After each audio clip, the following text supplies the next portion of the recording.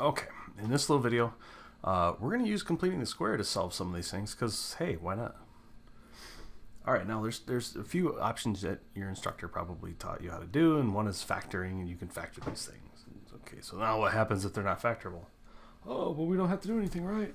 I guess. Okay, so here we go. What we can do is we can come right down here. Here we go. All right, we're going to get everything over to one side. So I'm going to subtract 10x from both sides. And then I've got x squared. Woo! Silly boy. X squared minus 10x plus 3 is equal to 0. Now, we could just stop right here and say, oh, well, it's not factorable, so we can't do anything. All right, we've gotten a little bit better now.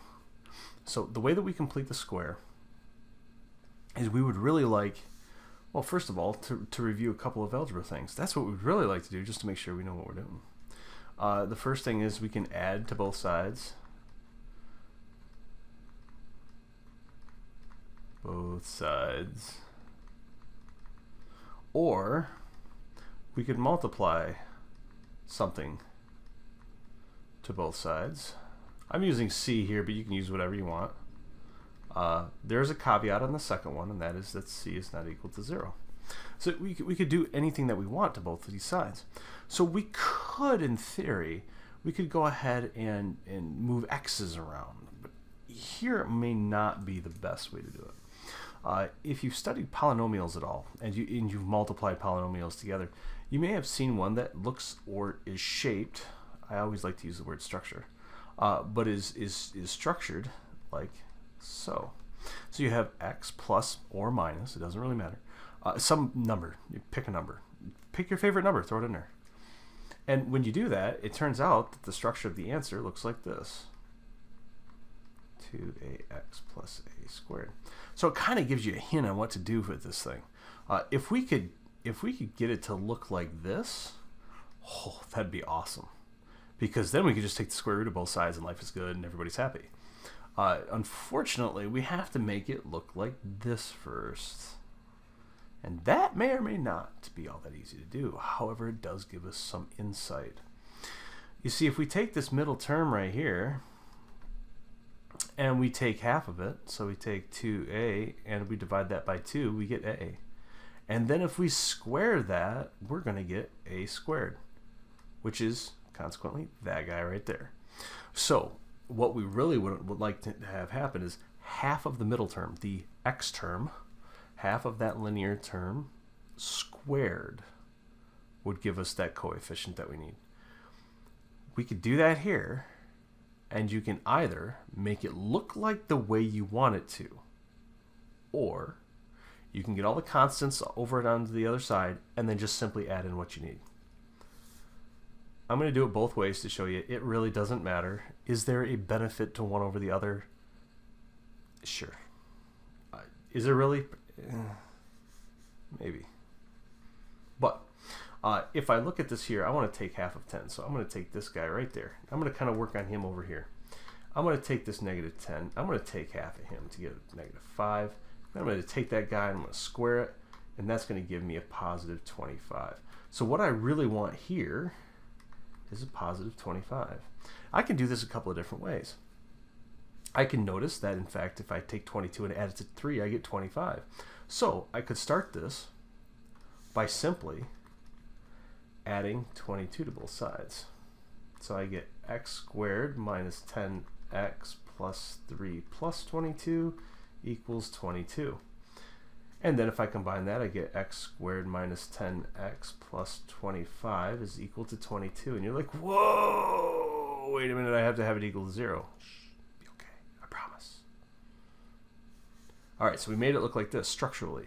We have if you take the square root of whatever this end piece is and double it, we have our middle term. So what we're going to do then is, since we have it in that, we're going to go ahead and kind of rewrite it back that way. So we're going to factor, if you will. And to do that, we just simply take the root of the front, take the root of the back, and we take that middle sign, and we square that whole mess to equal 22. From here, we just simply go ahead and take the square root of both sides, giving us x minus 5. Now, if they didn't explain this, we can't, it's an aside. So if you'd rather skip this part, that's fine. But there's a reason why we can't do the things that you really want to do, which would make it easy. If you take something like x squared, and let's say that that's equal to 4, then you're saying that I have a number that I multiply by itself and got a positive 4. Well, most people will say, well, that's 2. Yeah, right. That's right. Well, if you take the square root of both sides, then you get x is equal to 2, and that's true. However, the problem here is that there's a possibility that what happened is x wasn't positive.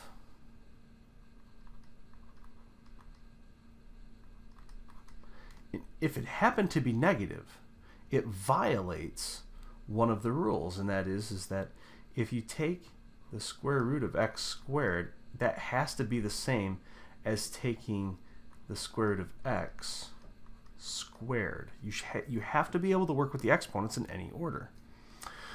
So to fix that, what we do is we say, hey, I know you want to work with this guy, but we're going to give him absolute value symbols so that we force the value of this variable to be positive.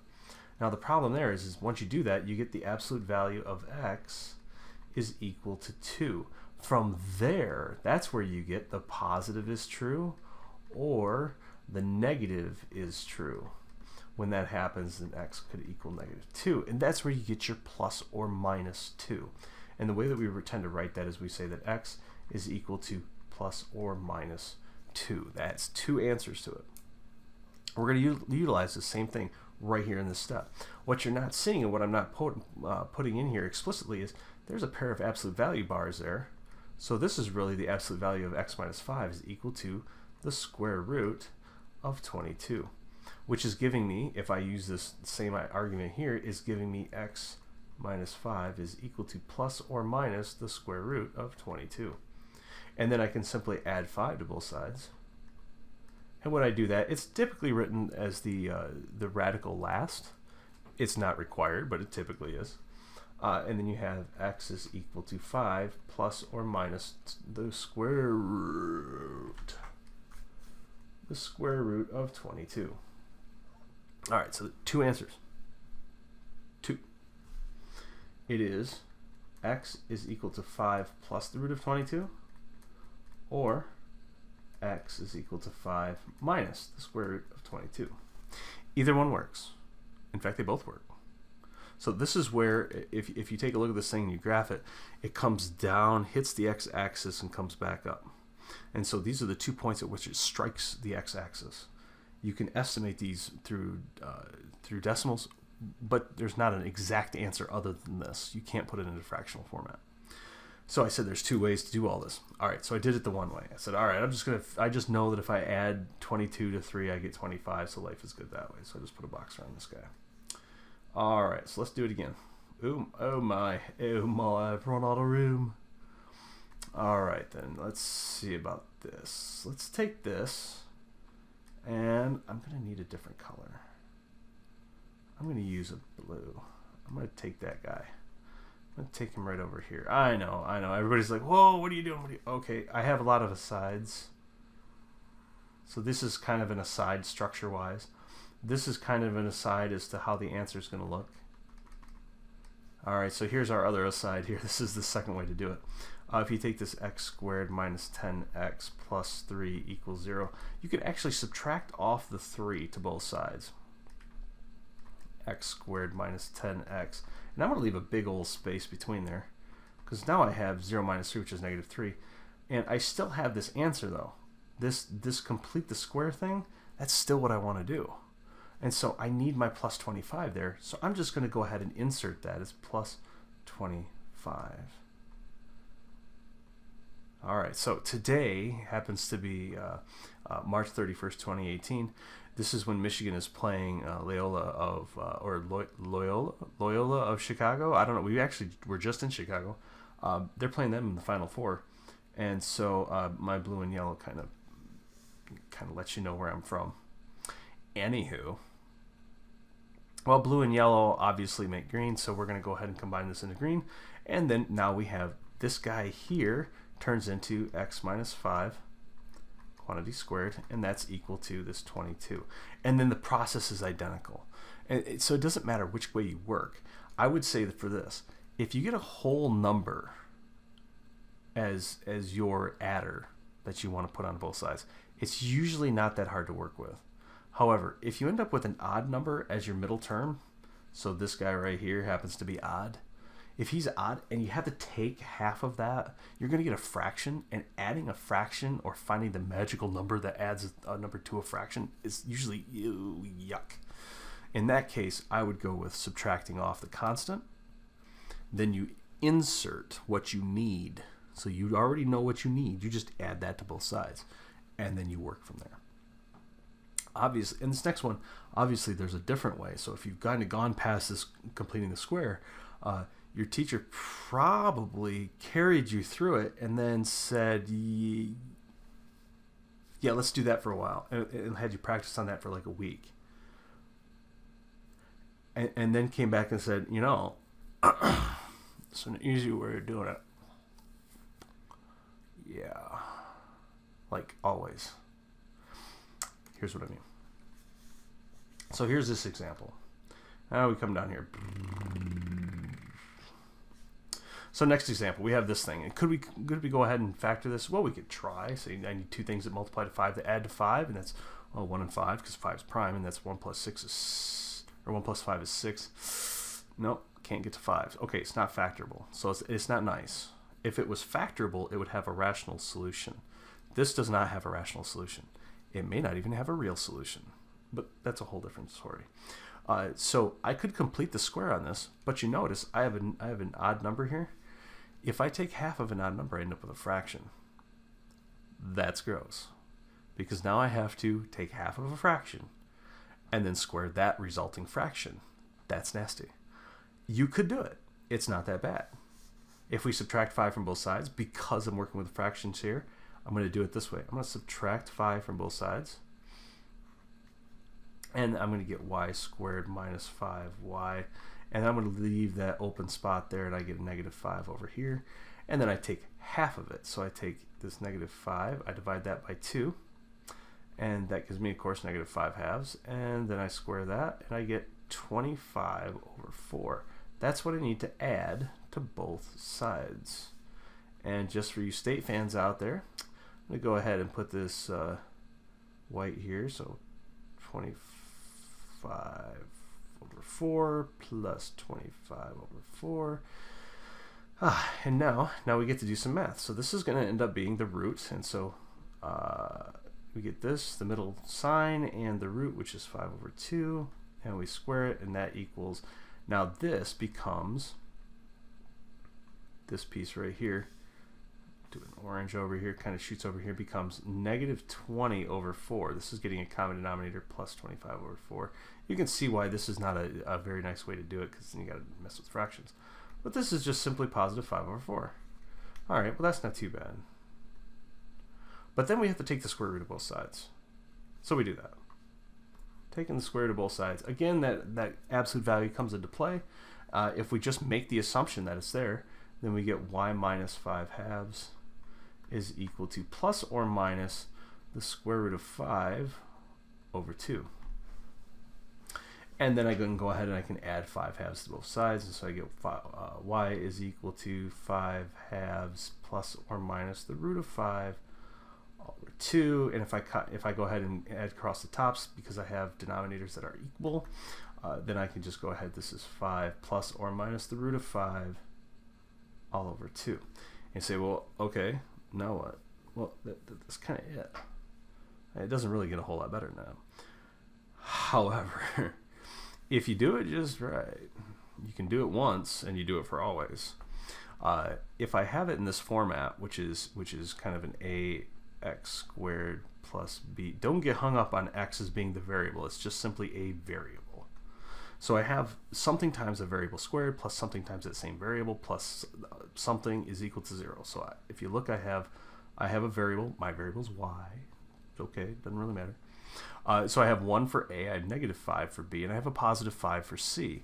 Then I can use something or use a formula that is derived for using this technique to rewrite the solutions as such. X is equal to negative b plus or minus the square root of b squared minus 4ac all over 2a.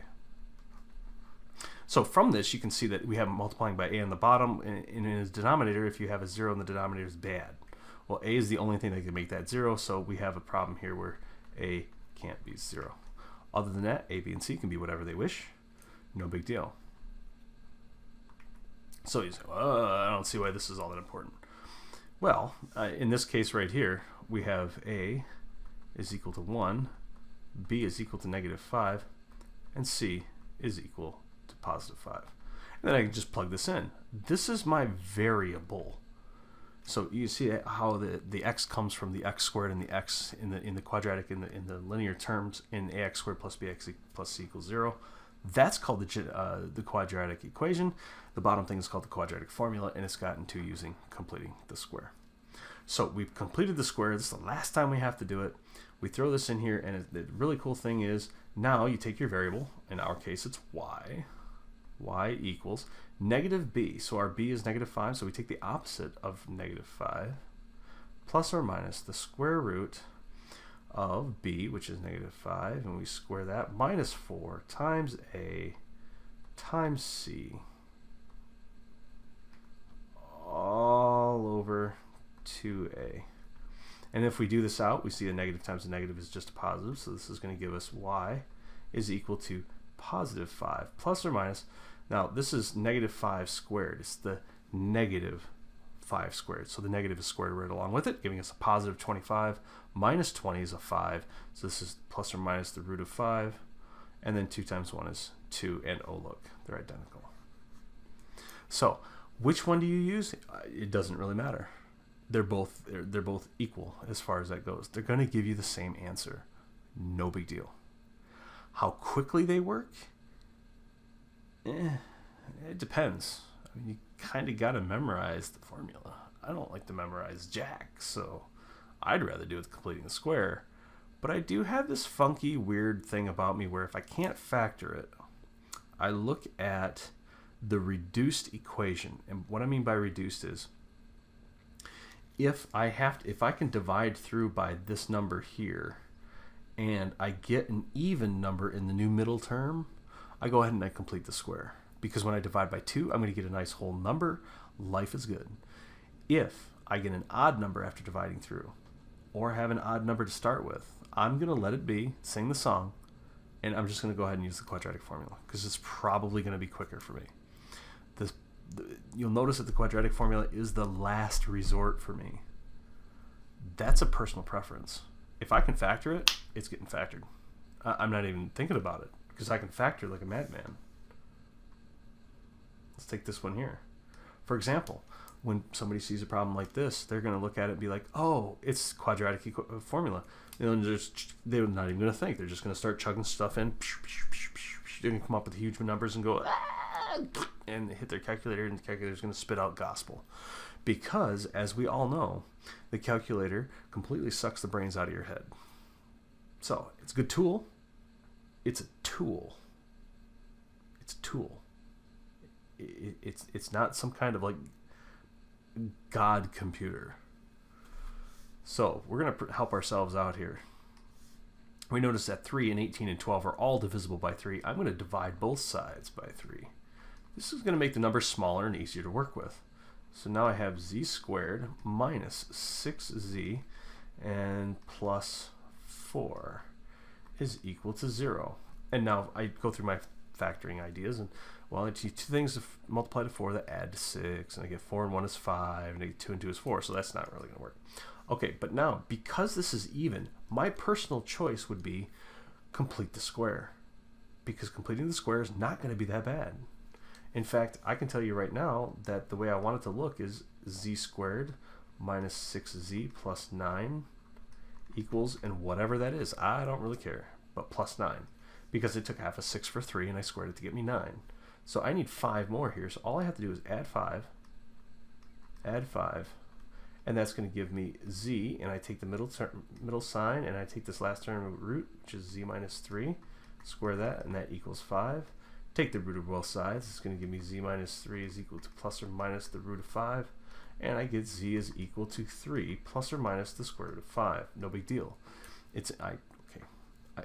I skipped a couple of steps because I just did it in my head, but hey, life is good.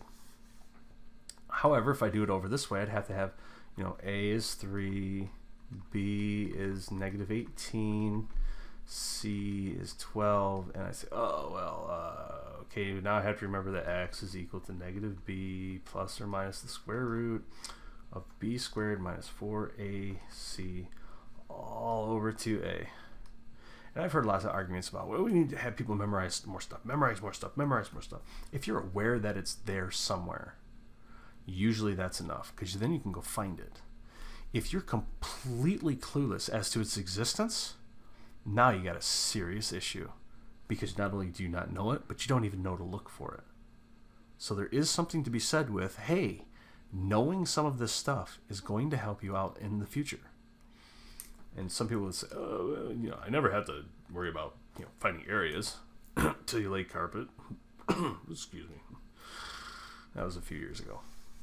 Or, I don't know, I'm getting ready to put on a new roof here. I teach math. I'm not a rougher. But I can't afford to hire one, so hey, it is what it is.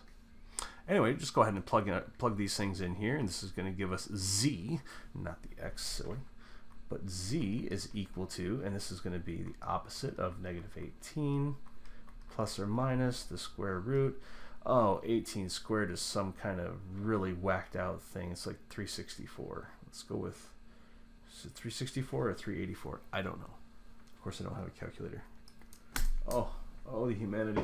I'm already like way behind the other one, even though I did the same thing, right? Okay, let's pull out our handy dandy calculator here, and that's not it. You can see why I make numbers smaller. It's so much easier to work with. Okay, finally got my calculator. So 18 times 18 is going to give us 324. Well, if I would have just memorized that, I guess. 324 minus 4 times a times c. 4 times 36 is going to give us 144. All over 2 times a, which is 6. So this is really going to give us 18 plus or minus the square root. And this looks like it's going to give us 180. 180 all over 6. But if you look at 180, it's actually 36 and 5. So I can pull out a root 6, or the root of 36, which is 6. So this becomes 18 plus or minus the root of 6, or 6 roots of 5. I apologize. All over 6. And then I can cancel out a common factor of 6 from everything. That's 3 plus or minus the root of 5. And I finally get there. So even if you were to just stop for a moment and divide through by a common factor, that would put you so far ahead in this quadratic formula business that it's worth taking the time to do it. These numbers work gargantuan, and I know a lot of you are just going to reach for the calculator and you're just going to plug it in. Half the time you'll make a sign error. Just give it a little bit of thought. A little bit. You don't even have to do it out by hand. Just give it a little bit of thought. Have an idea where you're headed, and then you can use the calculator to take you there. So that's completing the square. There's a lot of stuff here. As you can see, sometimes it takes a little bit of work, sometimes it doesn't. Sometimes you can do it by factoring. That's it for me. So until next time, we'll see you later.